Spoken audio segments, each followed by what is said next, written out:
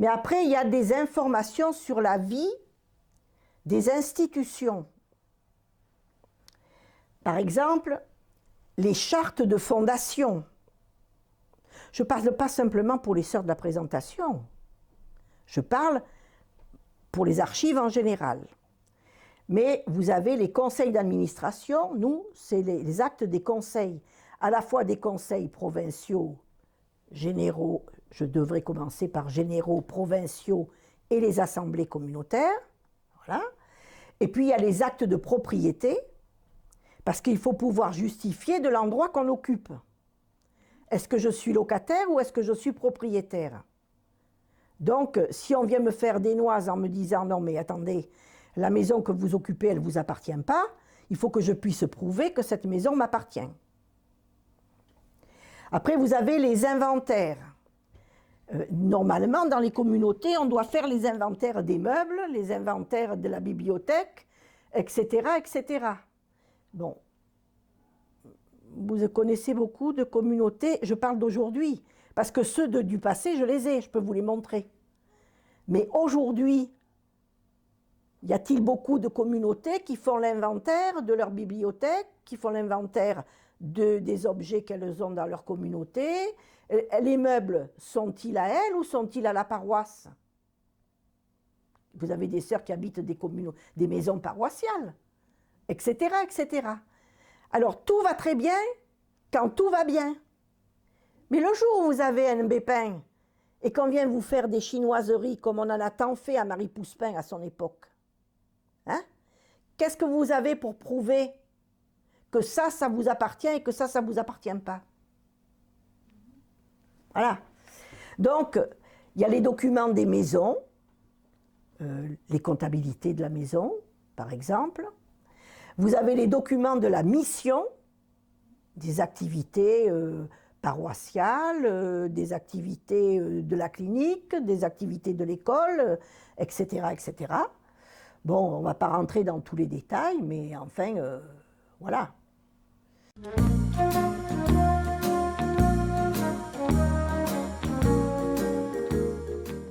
Le métier d'archiviste, c'est un métier de l'ombre,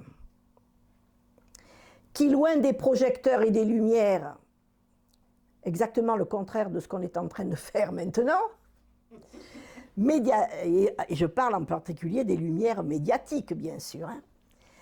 Ce métier souffre injustement d'une image empoussiérée, bien éloignée de la réalité de leur action. Encore une fois, je reviens au premier mot que je vous disais d'entrée, c'est une image tout à fait empoussiérée. Bon. C'est d'ailleurs pour ça que ce n'est pas intéressant. Alors je dirais tout de suite que ce n'est pas en soi un historien, ce qui ne veut pas dire qu'il n'est pas nécessaire que l'archiviste connaisse l'histoire. Je dirais que c'est même un présupposé. Mais l'archiviste n'est pas un historien. Et ça n'est pas non plus un documentaliste. C'est-à-dire il faut emmagasiner un maximum de choses qu'on va classer d'une certaine manière, qui n'est pas la manière archivistique, j'y reviendrai sans doute plus tard, mais voilà, il faut bien faire la différence entre archiviste, historien ou documentaliste. Ce sont trois métiers que je considère comme passionnants, mais qui sont totalement différents. Parce que l'approche des choses n'est pas la même. Alors, si ce n'est pas tout ça, qu'est-ce que c'est? Ben, je dirais que l'archiviste, c'est d'abord un passeur. C'est un messager. C'est-à-dire qu'il va recueillir des choses et des histoires du passé pour justement les faire passer dans l'aujourd'hui.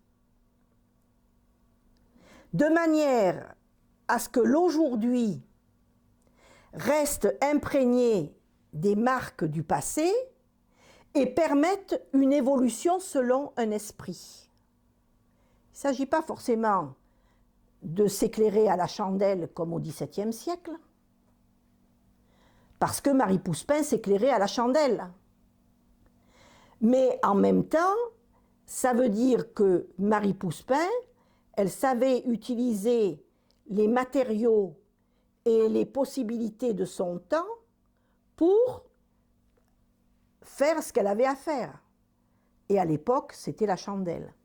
Alors si on prend les registres, par exemple, de Saint-Ville, et les registres de comptabilité, et qu'on regarde combien il y a eu de dépenses de bougies dans la communauté sur 8 jours, sur un mois ou sur un an, on a une idée à la fois de l'utilisation qu'on pouvait faire dans la communauté de Saint-Ville des chandelles en question, et on voit combien a été dépensé dans le budget éclairage.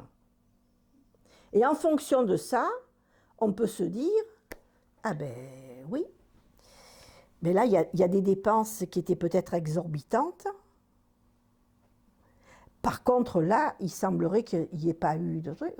Si on a dépensé beaucoup cette année-là, peut-être que c'est parce qu'il a beaucoup plu, qu'on n'y voyait pas, et que pour tricoter les bas, faire la lecture à la communauté, la Lectio Divina, hein, eh ben, il fallait avoir une bougie, parce que sinon c'était impossible. Ou au contraire, on va se trouver à une période, et on peut aller rechercher dans les annales de l'époque, si effectivement ça correspond à un climat particulièrement nuageux, qui nécessitait, c'est ça. On peut faire des recherches comme ça à l'infini, si on veut. Donc, passeur et messager. Et ce qu'il importe de transmettre, c'est l'esprit dans lequel les choses étaient faites.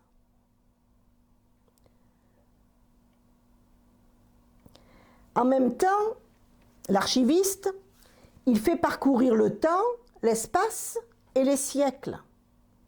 Par conséquent, c'est un passeur de mémoire. Et comme vous le savez sans doute, la mémoire, c'est une grande puissance d'oubli. Donc il importe de la passer. Et pour qu'elle soit passée, il faut aussi qu'elle soit reçue. Hein. Ce qui n'est pas évident non plus. Parce qu'on peut même faire une grande croix sur la mémoire. Quand on veut imposer son propre point de vue, on fait l'obscurité totale sur les motivations profondes du passé et on met sa chose à la place. Ce qui explique d'ailleurs que d'une certaine manière, on peut volontairement occulter complètement le passé. Si on veut mettre un nouveau projet à la place du projet initial, si vous voulez insinuer dans une institution comme la nôtre un projet d'aujourd'hui et de moi à la place du projet de Marie Pouspin, c'est tout à fait facile. Vous faites une grande croix sur les archives et comme ça on ne saura rien.